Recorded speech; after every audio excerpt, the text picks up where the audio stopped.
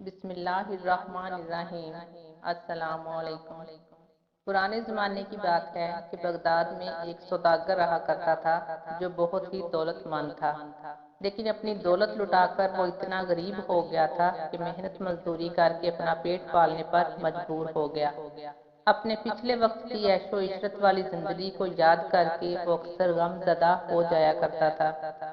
ایک رات وہ بہت ہی اداس اور غم زدہ حالت میں سویا تو اس نے خواب دیکھا کہ ایک بزرگ اس سے کہہ رہے ہیں کہ تمہاری قسمت کا ستارہ مصر کے شہر قاہرہ میں جگمگا رہا ہے، وہاں جاؤ اور اسے تلاش کرو۔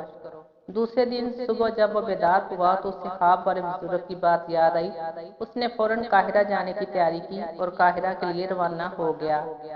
کئی ہفتوں کی تکلیف اور مشقت اٹھا کر وہ اس شہر میں پہنچ گیا۔ رات ہو چکی تھی اور اس کے پاس کسی سرائے میں قیام کے لیے کوئی رقم موجود نہ تھی، لہٰذا وہ ایک مسجد میں گیا اور اس کے صحن میں ایک کونے میں جا کر سو گیا۔ اتفاق سے چوروں کا ایک گروہ مسجد کے صحن میں آیا اور چوری کے ارادے سے مسجد کے برابر والے مکان میں داخل ہوا ہی تھا کہ کسی آہٹ کی وجہ سے مکان میں رہنے والے افراد جاگ گئے اور مدد کے لیے پکارنے لگے۔ چوروں نے جب یہ چیخ و پکار سنی تو گھبرا کر بھاگ کھڑے ہوئے۔ تھوڑی ہی دیر میں علاقے کا داروغہ اپنے سپاہیوں کے ہمراہ وہاں پہنچا۔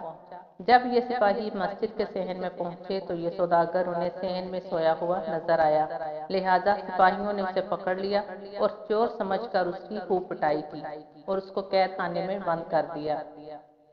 3-4 دن کے بعد داروغہ نے سپاہیوں کو حکم دیا کہ اس اجنبی کو پیش کریں۔ جب یہ سوداگر پیش کیا گیا تو داروغہ نے اس سے پوچھا کہ تم کون ہو اور کہاں سے آئے ہو؟ سوداگر نے جواب دیا، میں بغداد سے آیا ہوں۔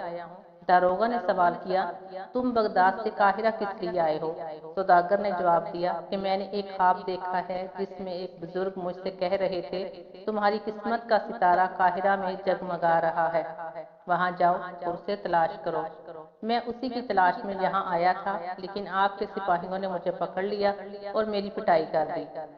داروغہ نے جب یہ داستان سنی تو بہت ہی ہنسا اور کہنے لگا، اے بے وقوف انسان، میں نے بھی کئی مرتبہ خواب میں کسی کو یہ کہتے ہوئے سنا ہے کہ بغداد جاؤ اور پتھریلی گلی کے فلاں مکان میں ایک صحن ہے جس کے آخر میں ایک باغ ہے جہاں پر ایک فوارہ ہے اور اس کے حوض کے نیچے بہت سا خزانہ دفن ہے، لہٰذا وہاں جاؤ اور اسے کھود کر نکال لو۔